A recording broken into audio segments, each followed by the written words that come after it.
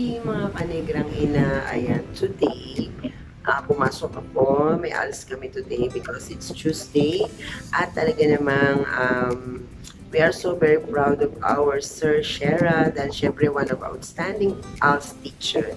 Yan, di ba talaga namang nakaka-proud. So, medyo nung naano ko yun, medyo nag-tears of joy ako dito sa bahay.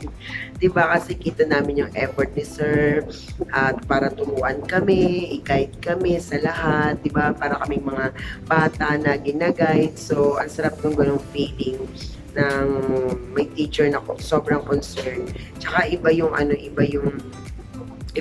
dating ni Sir Shera talaga sa amin. Talaga namang sobrang nire-respect ka namin, Sir.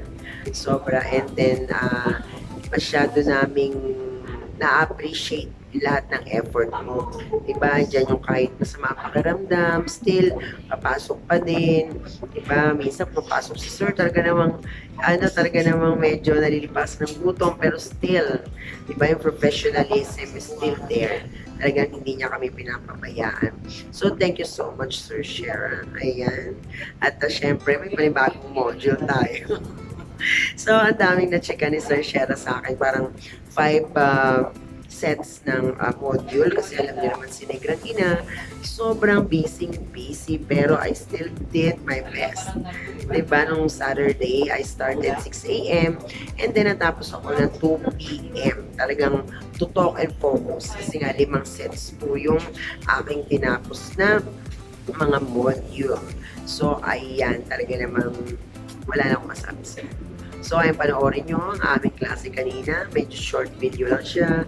Pero talaga namang mararamdaman natin yung taos-pusong pasasalamat ni Sir Shera. And thank you so much, Sir. You know, Sir, we love you so much. Mwah. Nabigyan tayo ng recognition. I never expect that and I never recommend na sabi ko, huwag na akong yan ninyo, okay lang ako. But ang nag-pursue sa akin ay yung mga boss ko, yung mga mas matataas sa akin. Sila nag-pursue na magpasa ako ng papel, silang nagbigay ng motivation sa akin na kinakailangan ko ipakita kung ano man yung accomplishment na meron tayo. Kasi para sa akin, makapagtrabaho lang ako ng maayos, may bigay sa inyo, okay na yon.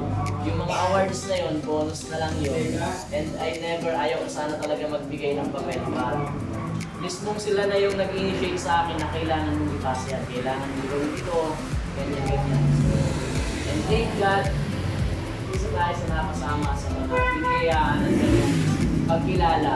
At may kasunod kong pagkilala this coming December month sa UP So, at yun ay dahil lahat sa pakikisama nyo, sa operation, yung mga attendance natin before, yung mga pagpunta natin sa Central, yung portfolio nyo na nasimulan na natin, and we're working on that.